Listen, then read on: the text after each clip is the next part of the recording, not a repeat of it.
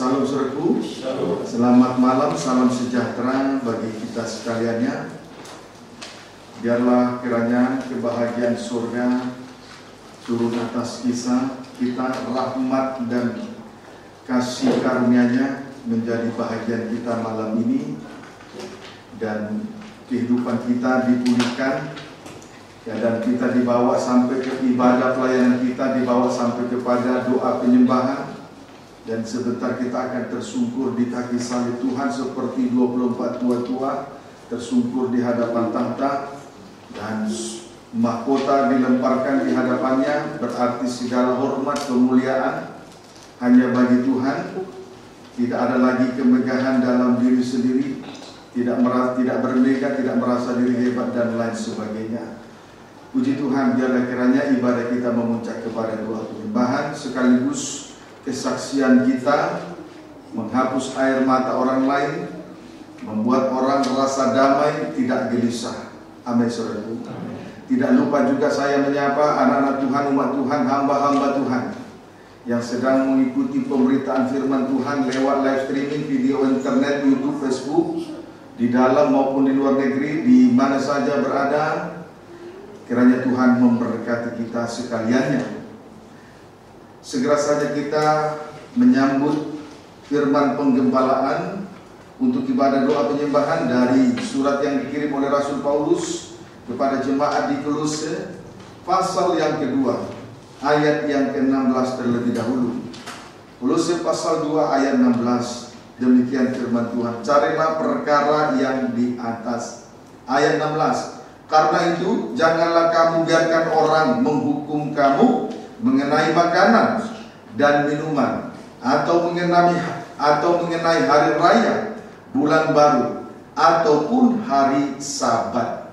Puji Tuhan. Jangan sampai kita dianggap bersalah hanya karena satu, mengenai makanan dan minuman. Dua, mengenai hari raya, bulan baru, ataupun hari Sabat. Amin. Jangan sampai kita dianggap bersalah oleh orang lain hanya karena dua perkara. Satu, mengenai makanan dan minuman. Dua, mengenai hari raya, bulan baru, ataupun hari Sabat. Roma 14 ayat 1 sampai dengan ayat yang kedua. Roma 14 ayat 1 sampai dengan ayat yang kedua. Jangan menghakimi saudaramu. Ayat 1. Terimalah orang yang lemah imannya tanpa mempercakapkan pendapatnya. Yang seorang yakin bahwa ia boleh makan segala jenis makanan, tetapi orang yang lemah imannya hanya makan sayur-sayuran saja. Pendapat tentang makanan. Pendapat tentang makanan. Strip pertama, yang seorang yakin boleh makan segala jenis makanan. Yang seorang yakin boleh makan segala jenis makanan. Strip yang kedua, yang seorang lagi hanya boleh makan, berpendapat hanya boleh makan sayuran saja. Pendapat tentang makanan. Strip pertama, yang seorang yakin boleh makan segala jenis makanan. Kemudian yang seorang lagi hanya berpendapat hanya boleh makan sayur saja. Puji Tuhan. Kemudian ayat 3. Jadi di sini pada ayat 1 dan 2 ini ada dua pendapat tentang makanan. Amin, saudaraku. Yang seorang boleh makan semua jenis makanan, seorang dan orang lain hanya boleh, yang seorang lagi hanya boleh makan sayur saja. Ayat 3. Siapa, Roma 14 ayat 3, siapa yang makan, janganlah menghina orang yang tidak makan. Dan siapa yang tidak makan, janganlah menghakimi orang yang makan. Sebab Allah telah menerima orang itu. Yang makan dan yang tidak makan, jangan saling mempersalahkan. Jadi pendeknya, baik yang makan segala jenis makanan dan yang tidak makan, yang berpendapat hanya boleh makan sayur saja, Jangan saling mempersalahkan satu dengan yang lain. Jangan saling menghakimi satu dengan yang lain. Amin, saudaraku. Jangan saling menghakimi, jangan saling mempersalahkan. Puji Tuhan. Saudaraku, biasanya orang yang merasa dirinya benar suka mempersalahkan, suka menghakimi orang lain. Jadi orang yang suka menghakimi, orang yang suka mempersalahkan orang lain adalah orang yang merasa dirinya lebih benar, lebih baik, lebih suci. Kalau seandainya perasaan itu tidak ada, maka orang itu tidak mungkin berani mempersalahkan atau menghakimi orang lain. Amin, saudaraku. Puji Tuhan. Kiranya dapat dipahami. Sadar atau tidak sadar, seringkali kita melihat orang lain salah, tiba-tiba tanpa sadar mulut ini cepat sekali menghakimi. Cepat sekali menghakimi. Itu tanda bahwa dia merasa diri lebih baik, lebih benar, dan lebih suci. Tapi tidakkah saudara sadar, ketika seseorang merasa diri lebih baik, lebih benar, lebih suci, sebetulnya kesalahannya jauh lebih banyak. Sebetulnya kesalahannya jauh lebih baik, lebih banyak. Kiranya dapat dipahami dengan baik. Amin, saudaraku. Ayat yang keempat, Roma 14 ayat 4. Siapakah kamu sehingga kamu menghakimi hamba orang lain? Entahkah ia berdiri, entahkah ia jatuh, ia adalah urusan tuannya sendiri. Tetapi ia akan tetap berdiri, karena Tuhan berkuasa menjaga dia terus berdiri. Perlu untuk diketahui, bagaimanapun keadaan seseorang, Tuhanlah yang berurusan dengan dia.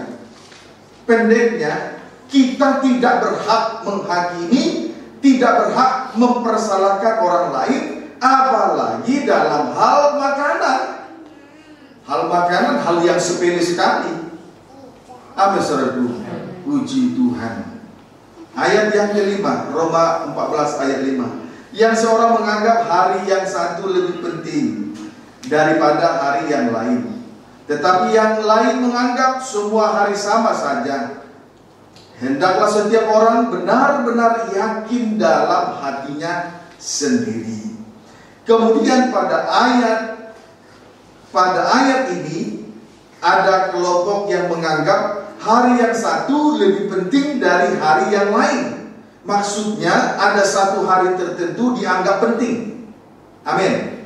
Strip yang kedua, kelompok lain menganggap semua hari sama saja. Amin. Jadi ayat 5 ini di sini ada dua kelompok, ada dua pendapat, ada dua kelompok dengan pendapat masing-masing. Kelompok yang menganggap ada kelompok yang menganggap hari yang satu lebih penting dari hari yang lain. Maksudnya ada satu hari tertentu dianggap penting. Strip yang kedua, kelompok lain menganggap semua hari sama saja. Semua hari sama saja. Puji Tuhan. Ayat yang ke-6, lanjut pada ayat 6. Siapa yang berpegang pada suatu hari yang tertentu, ia melakukannya untuk Tuhan. Dan siapa makan, ia melakukannya untuk Tuhan, sebab ia mengucap syukur kepada Allah. Dan siapa tidak makan, ia melakukannya untuk Tuhan, dan ia juga mengucap syukur kepada Allah. Saudaraku, kelompok yang berpegang pada suatu hari yang tertentu, biarlah ia melakukannya untuk Tuhan. Amin. Kemudian siapa yang makan dan siapa yang tidak makan, biarlah ia juga melakukannya untuk Tuhan.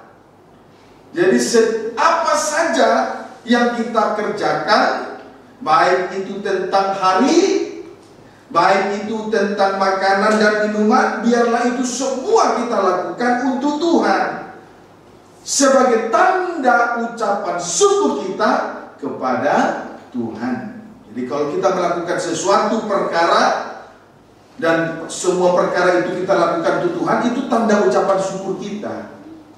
Amin, saudaraku. Itu tanda ucapan syukur kita kepada Tuhan. ayat 10 dan 12. Roma 14 ayat 10 dan 12. Demikian firman Tuhan. Tetapi engkau, mengapakah engkau menghakimi saudaramu? Atau mengapakah engkau menghina saudaramu? Sebab kita semua harus menghadap tahta pengadilan Allah. Ayat 12. Demikianlah setiap orang di antara kita akan memberi pertanggungan jawab tentang dirinya sendiri kepada Allah. Saudaraku, setiap orang tidak perlu saling mempersalahkan, tidak perlu saling menghakimi, tidak perlu saling mempercakapkan kelemahan sesamanya, karena masing-masing orang akan memberi pertanggungan jawab tentang dirinya sendiri kepada Allah. Amin, saudaraku. Roma 2 ayat 17.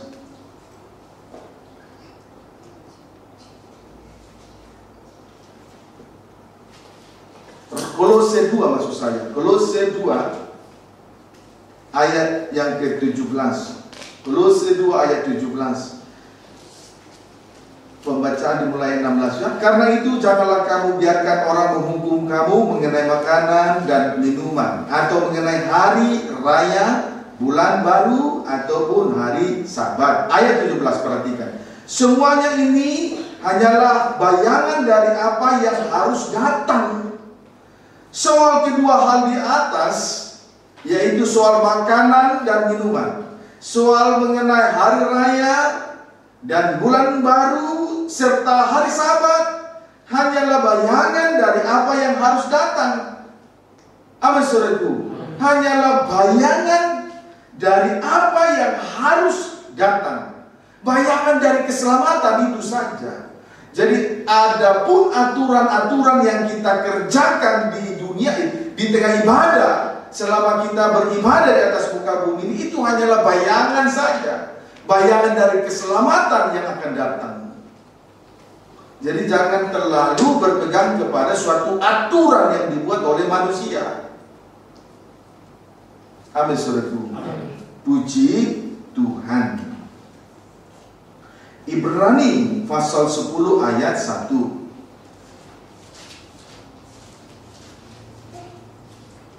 Ibrani pasal 10 ayat 1. Demikian firman Tuhan. Persembahan yang sempurna. Di dalam hukum Taurat hanya terdapat bayangan saja dari keselamatan yang akan datang, dan bukan hakikat dari keselamatan itu sendiri.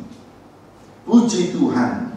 Jadi hukum Taurat hanya bayangan saja dari keselamatan yang akan datang, bukan hakikat dari keselamatan itu sendiri. Amin, saudaraku. Jadi aturan-aturan di tengah ibadah itu hanyalah aturan menurut hukum Taurat, hanya bayangan saja dari keselamatan yang akan datang, bukan hakikat dari keselamatan itu. Puji Tuhan. Jadi kalau misalnya ada aturan tentang, ada orang berpendapat tentang makanan, bahwa semua makanan, segala jenis makanan boleh dimakan. Kemudian ada juga orang yang berpendapat, ada sekelompok orang berpendapat bahwa hanya makan sayur saja. Itu sah-sah saja kalau ia lakukan untuk Tuhan sebagai tanda ucapan syukur. Kemudian ada juga orang berpendapat bahwa menganggap bahwa ada satu hari tertentu dianggap penting, tapi ada juga kelompok berpendapat bahwa semua hari sama saja.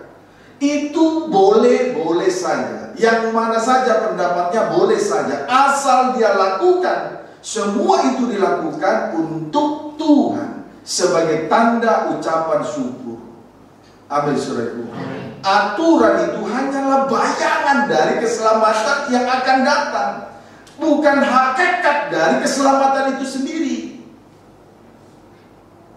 Amin, saudaraku.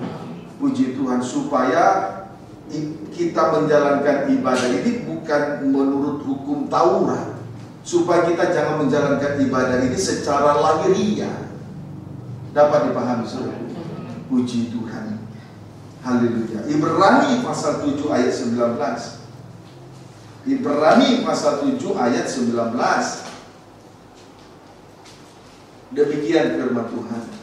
Sebab hukum Taurat sama sekali tidak membawa kesempurnaan, tetapi sekarang ditimbulkan pengharapan yang lebih baik yang mendekatkan kita kepada Allah. Perhatikan bagian A, Ibrani 7 ayat 19 bagian A. Sebab hukum Taurat sama sekali tidak membawa kesempurnaan. Hukum Taurat sama sekali tidak membawa kesempurnaan. Ibadah yang dijalankan menurut Taurat atau ibadah yang dijalankan secara lahiriah sama sekali tidak membawa kesempurnaan. Walaupun semua aturan-aturan yang dibuat manusia itu diikuti, sama sekali tidak membawa kepada kesempurnaan. Dapat dipahami, saudara? Puji Tuhan. Kiranya dapat dipahami dengan baik. Tapi andai kata misalnya seseorang mengikuti aturan yang ada di bumi ini, sehingga menjadikan dia disiplin, bagus, tidak salah. Tetapi ada jauh yang lebih baik. Ada lagi yang lebih baik. Kalau semuanya itu dia kerjakan untuk Tuhan.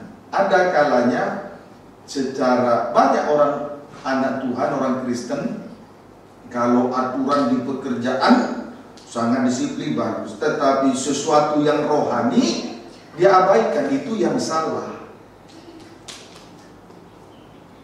Dapat dipahami, saudara? Tidak membawa kepada kesempurnaan. Kiranya dapat dipahami dengan baik. Puji Tuhan. Ibrani 7 ayat 1. Ibrani 7 ayat 1. Kristus dan Melkisedek. Sebab Melkisedek adalah Raja Salem dan Imam Allah yang Maha Tinggi. Ia pergi. Ibrani 7 ayat 11, bukan ayat 1. Karena itu andai kata oleh imamat Lewi telah tercapai kesempurnaan, sebab karena imamat itu umat Israel telah menerima Taurat. Apakah sebabnya masih perlu seorang lain ditetapkan menjadi imam besar menurut peraturan Melkisedek, dan yang tentang dia tidak dikatakan menurut peraturan Harun? Saudaraku, imamat Lewi melayani menurut hukum Taurat. Tetapi imamat seperti ini tidak mencapai kesempurnaan. Sebab apa yang mereka kerjakan hanyalah bayangan dari keselamatan itu sendiri. Amin, saudaraku. Haleluya. Hanyalah bayangan dari keselamatan itu sendiri. Haleluya. Puji Tuhan. Saudaraku, Tuhan memberikan hukum Taurat, perintah dan ketentuan dari hukum Taurat, seperti yang dikerjakan imamat Lewi. Saudaraku, tidak akan membawa sampai kepada kesempurnaan. Itu hanyalah bayangan-bayangan dari keselamatan itu. Amin, saudaraku. Perintah dan ketentuan perintah dan ketentuan dari hukum Taurat yang dikerjakan oleh imamat Lewi itu hanyalah bayangan dari keselamatan. Puji Tuhan. Amin, saudaraku. Itu hanyalah bayangan dari keselamatan itu sendiri. Jadi sekalipun mereka disiplin melakukan itu, hanyalah bayangan dari keselamatan, tidak mencapai kepada kesempurnaan. Lebih jauh kita lihat Ibrani 10 ayat 1 sampai 4. Ibrani 10 ayat 1 sampai 4. Persembahan yang sempurna, ayat 1 sampai dengan 4. Di dalam hukum Taurat hanya terdapat bayangan saja dari keselamatan yang akan datang, dan bukan hakikat dari keselamatan itu sendiri. Karena itu dengan korban yang sama yang setiap tahun terus-menerus dipersembahkan, hukum Taurat tidak mungkin menyempurnakan mereka yang datang mengambil bagian di dalamnya. Imamat Lewi mengerjakannya menurut perintah dan ketentuan hukum Taurat, tapi tidak mungkin menyempurnakannya juga. Ayat 2, sebab jika hal itu mungkin, pasti orang tidak mempersembahkan korban lagi, sebab mereka yang melakukan ibadah itu tidak sadar lagi akan dosa setelah disucikan sekali untuk selama-lamanya. Tetapi justru oleh korban-korban itu yang berulang-ulang dalam setiap tahun itu, setiap tahun yang diperingatkan akan, tetapi justru oleh korban-korban itu setiap tahun orang diperingatkan akan adanya dosa. Sebab tidak mungkin darah lembu jantan atau darah domba jantan menghapuskan dosa manusia. Puji Tuhan. Jadi setiap tahun Imamat Lewi mengadakan pendamaian terhadap dosa umatnya dengan membawa darah lembu jantan dan darah domba jantan. Amin, saudaraku. Haleluya. Kemudian pada ayat 3 dikatakan, justru oleh korban-korban itu setiap tahun orang diperingatkan adanya dosa.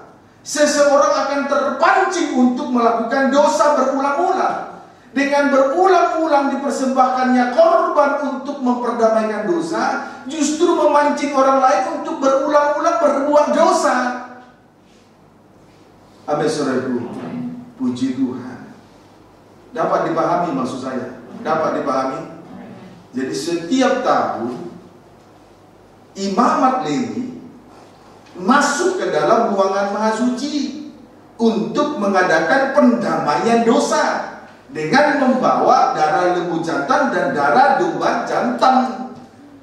Tapi sekalipun demikian, setiap tahun atau terus-menerus dilakukan pekerjaan yang demikian yang dikerjakan oleh Imamat Lewi menurut perintah dan peraturannya menurut hukum Taurat tidak akan menyempurnakan. Justru sebaliknya, dengan berulang-ulang membawa korban persembahan justru memancing orang lain untuk berbuat dosa, karena berharap kepada persembahan yang berulang-ulang itu. Dapat dipahami? Bukan menyempurnakan, justru memancing, merangsang untuk berbuat dosa, mengulangi dosa. Dapat dipahami? Puji Tuhan. Tidak menyempurnakan, justru merangsang dosa. Jadi berulang-ulang mempersembahkan korban terus-menerus setiap tahun, justru mengingatkan orang lain untuk berbuat dosa lagi. Mengingatkan orang lain untuk berbuat dosa, diingatkan, dirangsang untuk berbuat dosa. Jadi jelas bahwa ibadah Taurat, ibadah perintah manusia hanyalah bayangan dari keselamatan, bukan hakikat dari keselamatan. Sebab sekalipun Imamat Lewi berulang-ulang mengadakan pendamaian, tidak akan menyempurnakan. Justru sebaliknya, merangsang dosa. Berulang-ulang mempersembahkan korban pendamaian, justru berulang-ulang orang diingatkan untuk berbuat dosa. Amin, saudara. Diulang-ulang. Berulang-ulang mempersembahkan korban, mengingatkan orang lagi untuk mengulangi dosa. Amin, saudara. Puji Tuhan. Kiranya dapat dipahami dengan baik. Puji Tuhan. Jadi tidak menyempurnakan. Jadi sebab itu, padahal tadi kita sudah melihat dalam Kolose, mereka sibuk soal aturan soal makanan, aturan-aturan soal minuman, aturan-aturan soal soal tentang ada sekelompok berpendapat bahwa ada satu hari tertentu dianggap penting, tetapi ada kelompok lain yang menganggap bahwa hari itu sama saja. Mereka sibuk dengan aturan semacam itu. Padahal itu hanyalah bayangan saja, bukan hakikat dari keselamatan itu. Amin, saudaraku. Itu bayangan. Sedisiplin apapun imamat Lewi melakukannya, itu hanya bayangan saja, tidak menyempurnakan, justru merangsang dosa. Karena mereka berpengharapan kepada korban persembahan itu. Puji Tuhan, kiranya dapat dipahami dengan baik. Nah, ayat 1 kita baca kembali. Ibrani 10 ayat 1. Di dalam hukum Taurat hanya terdapat bayangan saja dari keselamatan yang akan datang, dan bukan hakikat dari keselamatan itu sendiri. Bagian B, perhatikan. Ibrani 10 ayat 1 bagian B. Karena itu, dengan korban yang sama, yang setiap tahun terus-menerus dipersembahkan oleh umat Lewi menurut hukum Taurat, tidak mungkin menyempurnakan mereka yang datang mengambil bagian di dalamnya. Tidak mungkin menyempurnakannya. Puji Tuhan. Sebab itu kita langsung saja beralih memperhatikan Kolose pasal yang kedua, ayat 17. Kolose 2 ayat 17 bagian B. Semuanya ini hanyalah bayangan dari apa yang harus datang, sedang wujudnya ialah Kristus. Jadi hukum Taurat itu bayangan dari keselamatan. Wujud keselamatan itu adalah Kristus Yesus Tuhan kita. Wujud dari keselamatan itu adalah Kristus Yesus Tuhan kita. Puji Tuhan. Jadi bukan aturan-aturan yang ada tadi. Sedisiplin apapun orang melakukan aturan itu menurut perintah dan aturan dari hukum Taurat, tidak akan menyempurnakan, tidak menyelamatkan, tidak menyempurnakan. Tetapi wujud dari keselamatan itu adalah Kristus Yesus Tuhan kita. Amin. Kristus Yesus Tuhan kita. Ibrani 3 ayat 6.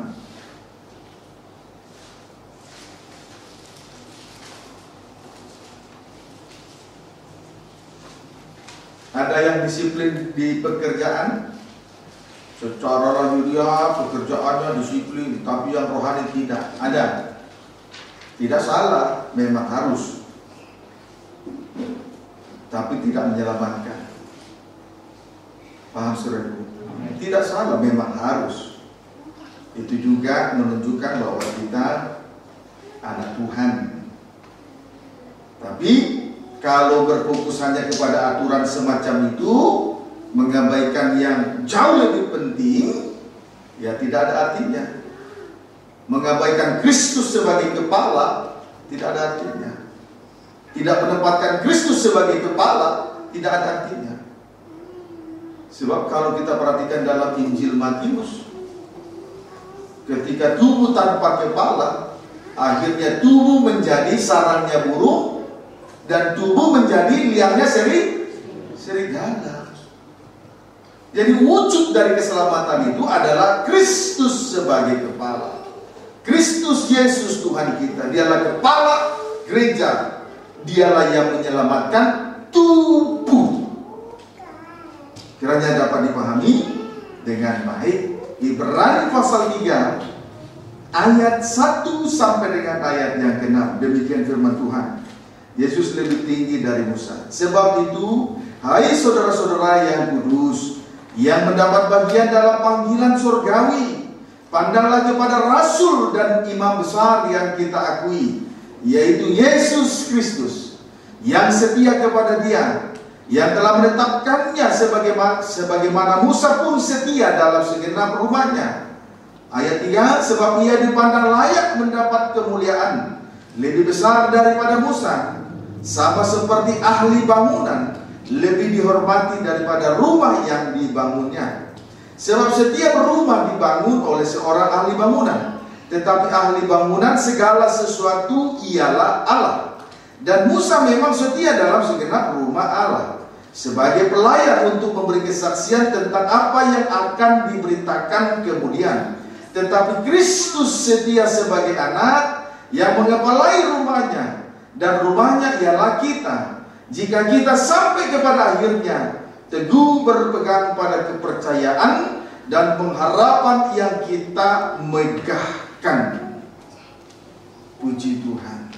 Jadi Kristus adalah kepala tubuh. Dialah penyelamat tubuh. Amin, saudaraku. Puji Tuhan. Haleluya. Memang Musa setia di dalam rumah Tuhan. Setia di dalam rumah Tuhan. Tetapi saudaraku, di sini dijelaskan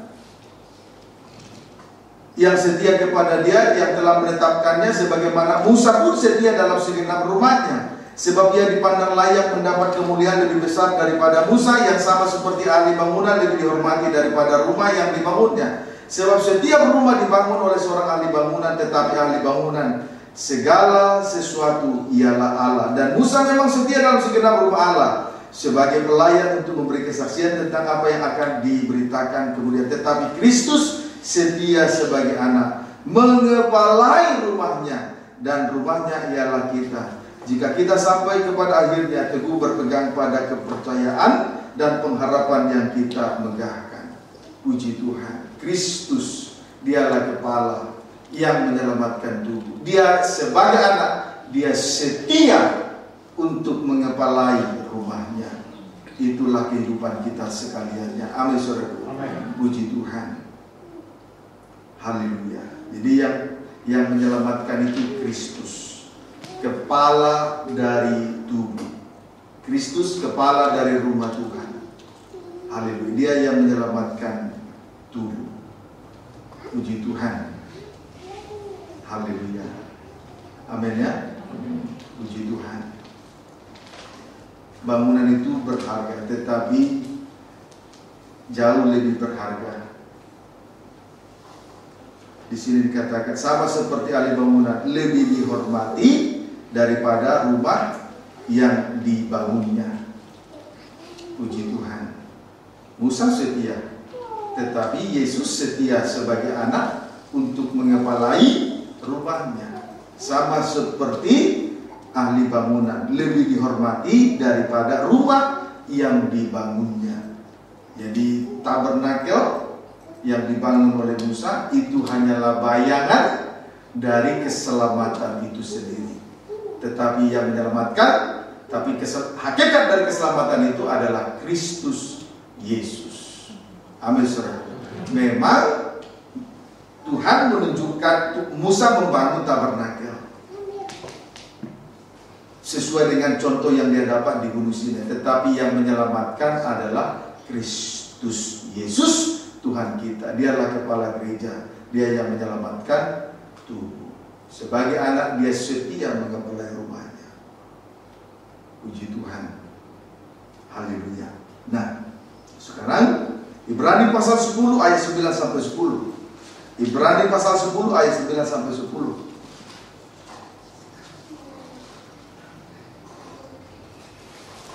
Dan kemudian katanya, sungguh aku datang untuk melakukan kehendak-Mu. Yang pertama ia hapuskan supaya menegakkan yang kedua. Dan karena kehendaknya inilah kita telah dikuduskan satu kali untuk selama-lamanya oleh persembahan tubuh Yesus Kristus.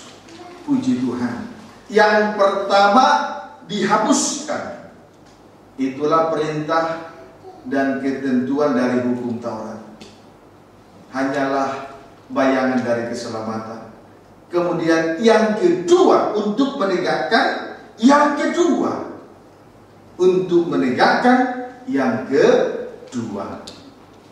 Yang pertama dihapuskan. Itulah perintah dan ketentuan dari hukum Taurat. Hanyalah bayangan dari keselamatan. Setelah yang pertama dihapuskan, yang kedua ditegakkan. Yang kedua ditegakkan.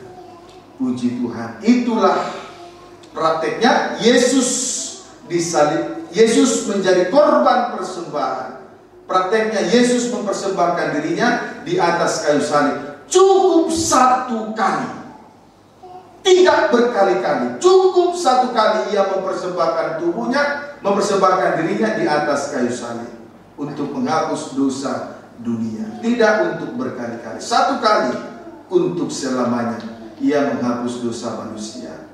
Amin, saudaraku. Yang pertama dihapuskan. Itulah perintah dan ketentuan dari hukum Taurat. Yang kedua ditegakkan. Itulah pribadi Yesus yang telah dipersembahkan di atas kayu salib. Cukup satu kali untuk menghapus dosa manusia. Satu kali untuk selamanya untuk menghapus dosa manusia. Amin, saudaraku. Puji Tuhan. Jadi apa yang telah dikerjakan oleh Imam Lewi dengan segala aturan perintah dari ketentuan dari hukum Taurat itu bayangannya, bayangan dari keselamatan. Sedangkan wujud dari keselamatan itu adalah pribadi Yesus Kristus Tuhan kita. Dia telah mengorbankan dirinya cukup satu kali untuk selama-lamanya. Kehidupan kita diselamatkan. Tadi berkali-kali, walaupun penuh dengan aturan, berkali-kali tak penuh dengan aturan, tapi justru merangsang dosa. Jadi itu hanyalah bayangan dari keselamatan, bukan hakikat dari keselamatan. Wujudnya Kristus Yesus, Dia yang menyelamatkan, Dia kepala, Dia yang menyelamatkan tubuh. Dia telah mengorbankan dirinya satu kali untuk selama-lamanya, untuk menyelamatkan kehidupan kita pribadi lepas pribadi. Jadi intinya, saudaraku, ketika yang kedua ini ditegakkan, ya hidup di dalam kasih karunia. Kita tidak perlu lagi menghakimi, mempersalahkan, mempercakapkan kekurangan, kelebihan orang lain. Amin, saudaraku. Karena yang kedua sudah ditegakkan. Hidup di dalam kasih karunia, murah, hidup di dalam kasih karunia, kemurahan. Puji Tuhan. Bersama-sama Ibrani pasal 10 ayat 9. Ibrani 10 ayat 9 sampai dengan ayat 10. Dan kemudian katanya, sungguh aku datang untuk melakukan kehendakmu. Yang pertama Ia hapuskan supaya menegakkan yang kedua. Dan karena kehendaknya inilah kita telah dikuduskan satu kali untuk selama-lamanya oleh persembahan tubuh Yesus Kristus. Puji Tuhan. Yang pertama dihapuskan, yang kedua ditegakkan. Jadi bukan perintah dan ketentuan dari hukum Taurat itu yang menyelamatkan, tetapi adalah salib Kristus. Dia telah mempersembahkan tubuhnya di atas kayu salib satu kali untuk selama-lamanya, menyempurnakan kita sekaliannya. Amin, saudaraku. Puji Tuhan. Sehebat apapun dia dalam perkara lahiriah, kalau kehidupannya tidak disalib, salib tidak ditegakkan dalam hatinya, dalam pemikirannya, dalam hidupnya, tidak ada artinya. Yang menyelamatkan kita adalah salib. Yesus telah disalib satu kali untuk selama-lamanya. Tadi persembahan imamat Lewi dikerjakan menurut hukum Taurat berkali-kali, mengadakan, memperdamaikan dosa setiap tahun dengan korban yang sama, membawa darah lembu jantan muda dan domba jantan untuk mengadakan pendamaian dosa. Tetapi justru karena berkali-kali itu mengingatkan orang lain untuk melakukan dosa. Amin, saudara. Puji Tuhan. Orang terpancing lagi berbuat dosa. Sebab itu yang pertama dihapuskan, yang kedua ditegakkan. Jadi kita tidak perlu mempersoalkan hal-hal yang lahiriah. Amin, saudara. Tidak perlu. Bagus kalau hal yang lahiriah sudah ditegakkan, tapi jauh lebih baik lagi kalau yang kedua ditegakkan. Salib ditegakkan dalam kehidupan kita. Yesus disalibkan satu kali untuk selama-lamanya menyempurnakan kehidupan kita. Amin, saudara. Puji Tuhan. Ayo, mulai malam ini banyak belajar dari firman. Jangan belajar dengan pengertian yang bodoh ini. Tidak ada apa-apanya kita. Supaya kita jangan pernah merasa lebih baik, lebih benar dari orang lain. Hapuskan yang pertama, salib ditegakkan dalam kehidupan kita. Yang kedua, salib ditegakkan. Amin, saudara.